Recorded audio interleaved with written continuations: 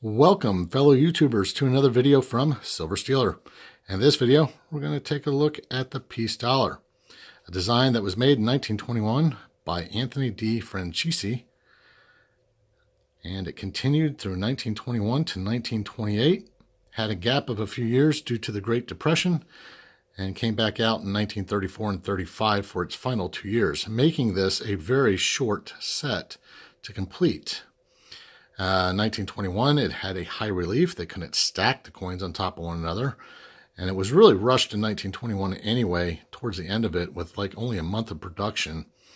And so they redesigned it in 1922 so that they can stack the coins on one another. It still tended to have a high relief on it, which has caused these coins to have more wear than what even Morgan dollars went through. So finding Peace dollars in good condition is hard to come by, and they can get pricey. But for the most part, it's a relatively easy set to complete. It doesn't have that many mint marks or years. And while I don't have the whole entire collection, I'm doing a video and I'll update this as I go on to include the new ones I get. I'm more of a Morgan dollar collection, but I do admire the Peace dollar.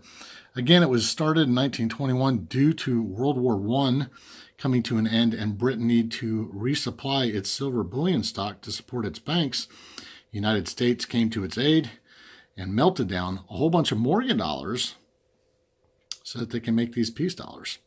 And that's why on the reverse of the design, the eagle has its wings down. So anyway, let's take a quick look at some of these.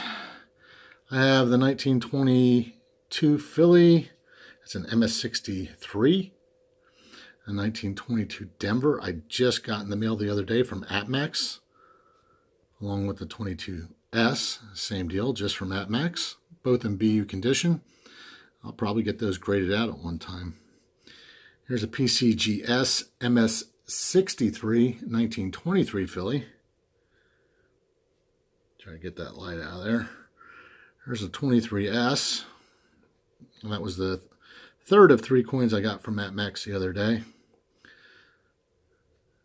And probably my most shiny and brilliant one is this 1924 Philly.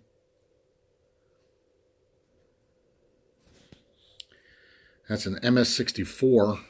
Really a nice white blazer, as I like to term those ones. That just shines. Like the Morgans, I'd probably like to get most of these in MS64 if I can. So there'll be some upgrading with these like I have to do with some of my Morgans. There's one of the harder years to get, the 1934 Philly.